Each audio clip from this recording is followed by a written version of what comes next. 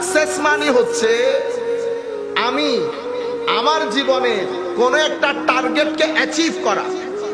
ছাত্ররা এখানে বসে আছে, আমাদের জীবনে প্রথমে তো দেখা যায় টার্গেটই নেই, বাস বিসমিল্লাহ করে ঘুরতেছি। 5, 10, 15, 20 বছর চলে গেছে, জীবনে তো কোনো টার্গেটই সেট করতে পারলাম না, অ্যাচিভ করব কোত্থেকে?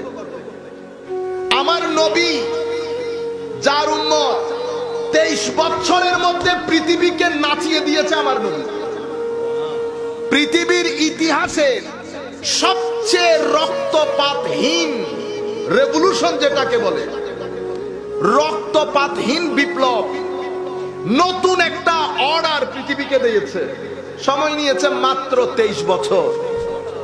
আমার নবী যখন মক্কা শরীফের মধ্যে ইকরা পড়ো এই মেসেজ নিয়ে আমার নবী যখন এসেছেন মক্কায়ে মুআজ্জামার মধ্যে, অত্যাচার নিপীড়ন কেউ শুনে, একজনে শুনলে 99 জন শুনেই না, আর ম্যাক্সিমাম লোক হাসি তামাশা করত।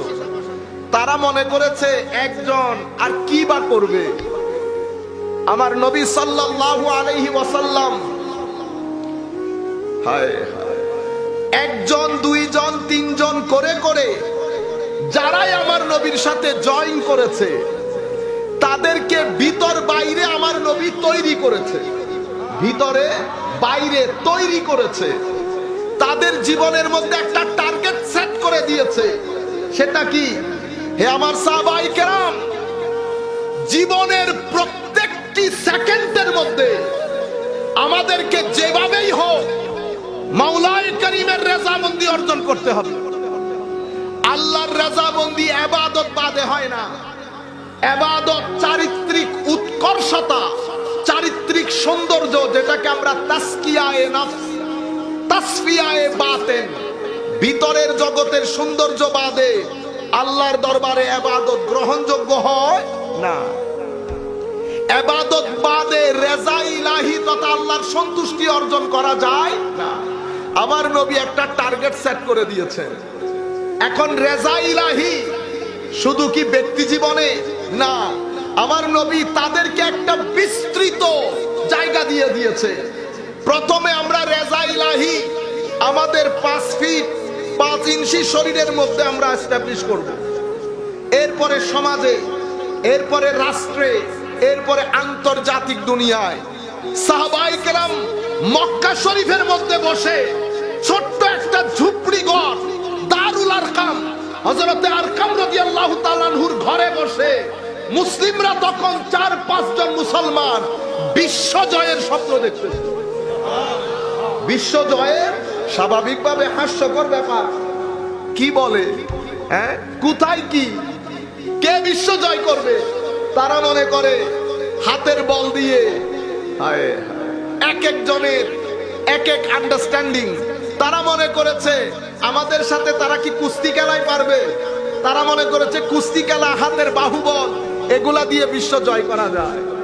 আমার নবী টার্গেট সেট করে দিয়েছে সাহাবায়ে কেরামকে, যেই তারিখে আমার এক হাতে জ্ঞান বিজ্ঞানের আলো মশাল জ্বলবে, আরেক হাতে আমার চারিত্রিক উন্নয়ন হবে, পৃথিবীর কোন মায়ের ছেলে বিশ্ব নেতৃত্ব আমাদের থেকে ছিনিয়ে নিতে পারবে না।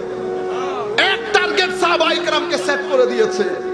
সাহাবায়ে কেরাম দিন রাত এক করে দিচ্ছে, রাতব্যাপী সিজদায় জ্ঞান অর্জনে, আমার নবীর সুহবতে দিনব্যাপী মুজাহাদার মধ্যে সাহাবায়ে কেরামের ওয়ান এন্ড অনলি টার্গেট, একমাত্র টার্গেট আল্লাহর দ্বীন, আল্লাহর রেজামন্দি অর্জন করতে হবে।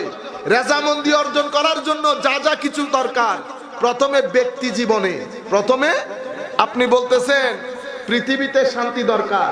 পৃথিবীর শান্তি তো কখনো প্রতিষ্ঠা হবে না যদি আমার ভিতরে শান্তি না থাকে। শান্তি আগে কোথায় বলেন? আগে আমার ভিতরে শান্তি। আমি অশান্তির কড়াল থাবালে, কড়াল থাবাই আমার জোহর থেকে আসর অবস্থা যায়। আপনি বলতেছেন পৃথিবীতে শান্তি প্রতিষ্ঠা করবে। আপনি যখন পৃথিবীর মানুষকে তাদের দারিদ্রতা দূর করার স্বপ্ন দেখাবেন, আমার নিজের দারিদ্রতা দূর হয়েছে কিনা একবার দেখবেন। আমি যখন আপনি মানুষের ভোট চাইতে গেলে তো মানুষের ভোট কি মানুষ আপনাকে এমনি দেবে? নামাজের কথা বললে মানুষ ভোট দেবে না। রব্বানা আতিনা ফিদ দুনিয়া হাসানা ওয়া ফিল আখিরাতি হাসানা। দুনিয়ার সৌন্দর্য, দুনিয়ার কল্যাণ, আখিরাতের সৌন্দর্য, আখিরাতের কল্যাণ, এই মেসেজ নিয়ে আমি যখন বাংলার ধারে ধারে যাব, মানুষ আমাকে দেখবে না আমার দুনিয়ার জীবন কল্যাণকর কিনা? যখন দেখবে আমি দুনিয়ার জীবনে মুকাপেক্ষী, মানুষ আমাকে ভোট দেবে, মানুষ আমাকে কনসিডার করবে না।